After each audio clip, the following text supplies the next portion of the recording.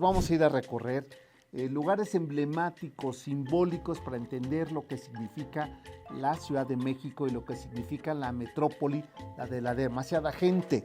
Eso quiere decir que hoy nos vamos a recorrer vecindades, esos sitios de cuartos, lavaderos, patios, tendederos comunes. ¿Cuál es su recuerdo cuando hablamos de vecindades? ¿Cuáles son sus vivencias? ¿Tienen alguna en especial que les resulta memoriosa, importante, simbólica, cariñosa, que le tienen un recuerdo especial? Cuando pensamos en vecindades, seguramente a ustedes les vienen imágenes del cine y de la televisión sobre estos espacios donde se llevaron a cabo grandes películas. Memo, estoy pensando, seguramente tú recuerdas Nosotros los Pobres, ¿no? ¿Qué tal aquel cuartito de vecindad donde se encuentra la abuela de Chachita, sí, casi tullida, y que pues ella se corta ahí las trenzas, por ejemplo? ¿O qué tal recordar ese pequeño localito imitando a San José, con justamente Pepe el Toro haciéndola de carpintero? Y bueno, así vecindades como la vecindad de Quinceañera, por ejemplo, y hablando de telenovelas, o ya la más referenciada, y de la cual pues será el pretexto para hablar del tema. Es una licencia de mi infancia tardía, mi querido Memo. Vecindad por excelencia. No hay ninguno de los países de América Latina o de Hispanoamérica que no tengan como referencia equívoca, por supuesto, o muy romántica de una vecindad de México, que no sea justamente esta, la vecindad del Chavo. En el imaginario colectivo de todos los que habitamos, y desde la generación de los años 70 hasta la actualidad, existe y habita una vecindad gracias al cine, gracias a la televisión, gracias al homenaje que la radio hizo a estos espacios que fueron escenarios de todos los melodramas que la época de oro del cine mexicano nos dio, así como también muchas de las telenovelas que ofrecieron para soñar mundos posibles nacidos en las descarapeladas paredes de esos amontonados habitantes de las vecindades. Pero hasta el colmo de la romantización de la vecindad es, sin lugar a dudas, esta, la vecindad del Chavo y el llanto profundo del carpintero inocente de Pepe el Toro, en esa trilogía extrema del drama nacional. Son las vecindades, por derecho de la recurrencia, el escenario íntimo de la familia acomodada en la pantalla. Es nuestro destino y refugio, es la referencia urbana de lo marginal y de la resistencia. Es, en pocas palabras, la identidad colectiva y la idealización de los valores de muchos que nos representan en ese sentimiento compartido, la solidaridad. Pero quizá ninguna de las vecindades resultaba ser tan atractivas como la que semana a semana Gabriel Vargas nos regalaba en La Familia Burrón. Borola Tacuche, quien es el sueño de muchos, se trata de una persona integrante de alguna vecindad que tenía en la mente salir sí o sí de esa pobreza, de las inseguridades del mundo en desarrollo. El centro histórico, la colonia Peralvillo, la Guerrero, la Moctezuma, la Roma, la Doctores, la Obrera, la Narvarte, son ejemplos vivos donde podemos entrar, buscar, refugiarnos, encontrar escenarios ahí en el patio donde emergió la urbanización de la comuna, esos espacios de la vida colectiva. Las vecindades en la Ciudad de México definen y trazan la urbanización novohispana que tan pronto ocurrió la caída de Tenochtitlan, pues trazaría la nueva urbe. Si la casona marcada con el número 25 de la calle de Manzanares al oriente del centro histórico es considerada la primera vecindad del siglo XVI, esta representa a distancia el microcosmos del melodrama y el eje del orden y el desmadre, de la resistencia, de la sacralización, de lo profano, de la fiesta, de los rituales, de lo tradicional y por supuesto de la vida en común.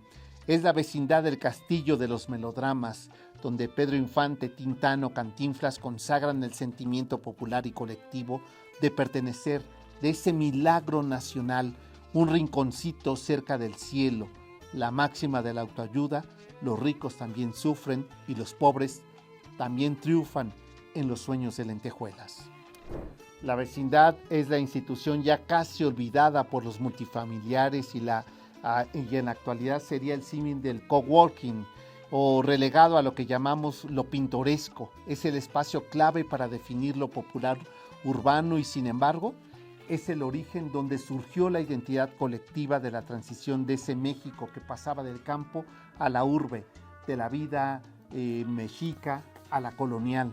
En el siglo XIX ya la vecindad era la figura en los grabados, las crónicas en los cuentos y las novelas que describían esos como guetos, esas bandas que aterran los barrios y los escenarios donde se siembra el terror, la promiscuidad, la solidaridad gremial del proletariado, según el cine y según el teatro del barrio. Pero un lugar, sin lugar a dudas, simbólico de la vecindad es justamente el patio. Lo primero con lo que uno se encuentra cuando uno visita una vecindad es justamente su patio. Y en el patio están las revelaciones de todas las intimidades, desde las tallas y las propias prendas que se exhiben, hasta por supuesto los objetos que han llegado de una manera puede ser clandestina, de otra manera ilegal, pero que están expuestos ahí como triunfo de quienes mandan ahí, es los del vecindario. Si Pedro Infante nos educa sentimentalmente en la decisión colectiva del vecindario, Tintán convierte el patio de la vecindad en la posibilidad de la posada o en el encuentro para poder convocar las mejores reuniones y el intercambio de los lenguajes atípicos. Pero la consagración de la vecindad es sin lugar a dudas Cantinflas, que no solamente las conocía por haber nacido allí. Hay que recordar que tanto Tintán como Cantinflas vienen de las vecindades. Tintán nacería en lo que ahora es el Museo Caluz, lo que fuera el Hotel Cortés, ahí en las calles de Juárez de Hidalgo y casi Reforma. Y el caso de Cantinflas de Mario Moreno nació un poquito más adelante, ahí en lo que era la antigua calle, voy a decir los dos nombres porque nos la cambian cada rato, era la calle de Puente de Alvarado, primeramente Santa María la Redonda y casi el eje de Guerrero. Ahí nacería en esa vecindad que la están recuperando y que justamente ahora será un coworking y que este lugar sería la vecindad de origen de Cantinflas. Su padre trabajaba muy cerca de ahí en el Servicio Postal Mexicano, pegando los timbres a las cartas que se recibían ahí en ese lugar que sigue funcionando como tal, el Palacio de Correos, ahí en el eje central y la calle de Tacuba. Y su padre tuvo que dejar muy pronto el trabajo porque la goma de los timbres se le abrió la lengua, se le infectó, con lo cual nunca más pudo trabajar. Y Cantinflas entonces es cuando decide empezar a trabajar muy cerca de ahí, en la calle de Héroes, allí en la Guerrero, en las carpas que estaban muy cercanas de ahí.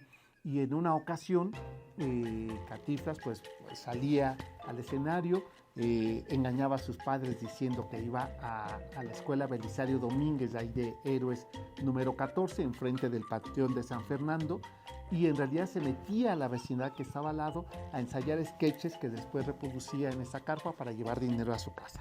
Al lado de las residencias de la élite y de las periferias norte y oriente entre San Lázaro, Candelaria y La Merced, y el otro extremo norte del centro, Tepito, La Guerrero y La Morelos, el quinto patio, el último sitio de la distribución de las vecindades, reservadas a las de menor ingreso, el noveno círculo de un infierno también propiedad de los latifundistas porfirianos. La vecindad es la resistencia y es la posibilidad de que la demasiada gente, la de la migración y la del sueño de la modernidad, se pueda acumular ahí, entre los patios, entre los gruesos muros todavía de tezontle y entre, por supuesto, aquellos laberínticos pasillos que conducen al principio del infierno. En cada barrio de la Ciudad de México existe un gran número de vecindades. Algunas, a pesar de que están casi destruidas, se niegan a morir. Y aquí parte de esa historia del siglo XIX. En el centro histórico era donde más se concentraban las vecindades, las cuales se repartían entre los barrios de La Lagunilla, Mixcalco, San Miguel, San Antonio Abad, San Pablo, Santo Tomás, San Juan, Peralvillo y La Merced, que se convierten prófugas del panorama cotidiano y a partir de los años 40 son el escenario por excelencia del cine que se transformó en la imagen de lo que eran las casas comunitarias, y así conocimos las vecindades del zaguán de 2 hojas y La Escalera al centro de sus barandales de herrería y sus cuartos amplios.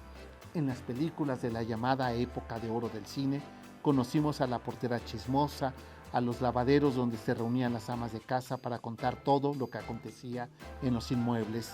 Muchas de las vecindades que se encontraban en aquella zona ya no existen. Se las llevó la modernidad, pero también el temblor de 1985. Y en su lugar se construyeron grandes edificios y unidades habitacionales, y las que sí perduran están en muy mal estado. México no es el exclusivo país que los españoles trajeron este estilo de vivienda multifamiliar y de comuna. Prácticamente en toda América Latina se reprodujo este sistema de la vida comunitaria que los españoles trajeron como forma también de poder evangelizar y de poder controlar a los pueblos de indios. Conventillos, por ejemplo, le llaman en Buenos Aires, quintas en Perú y así sucesivamente. Pero a pesar de ser su ubicuidad en las Américas, la vecindad mexicana se convierte en la insignia de identidad claramente local. Aunque muchos consideran las vecindades de la Ciudad de México sin tener en cuenta la pobreza de sus residentes y la percepción sobre la salubridad y el crimen, estas se volvieron un sinónimo de una idea particular del México y casi una referencia como si fuera una vitrina de la nostalgia, de la pobreza, de la marginación y del desarrollo urbano. Ya para la década de los 60, este concepto de vecindad era una idea hasta romantizada por estos diferentes medios de comunicación. Sin embargo, al interior cada vez se encontraban más marginados dentro de la ciudad. Se fueron excluyendo del desarrollo, así como también de los beneficios, hasta que parece paradójico, en la década de los 70, cuando surge la televisión mexicana, este concepto de la vecindad como el escenario para desarrollar, y dado el éxito que tuvo ese programa, y me estoy refiriendo al del Chavo del Ocho en 1973, es que la política de gobierno del propio López Portillo hizo posible la reubicación de esta población de las vecindades, así como también su mantenimiento. Un proyecto fotográfico recientemente que procuró el Instituto Nacional de Antropología pudo dar cuenta cómo a partir de la década de los 70 se volvió a activar un modelo de la vivienda multifamiliar, no solamente de las unidades habitacionales, sino de la vecindad, siendo el proyecto más ambicioso aquel que se desarrolló en el 2015 de la vecindad de Manzanares número 25, como uno de los ejemplos que desde la década desde más bien el siglo XVI hasta nuestros días, las viviendas se convertirían en el albergue familiar por excelencia, y el día de hoy es uno de los proyectos más interesantes, el de Manzanares 25, de vida en comuna y del proyecto de reubicación social de la fuerte influencia de la colonia en América.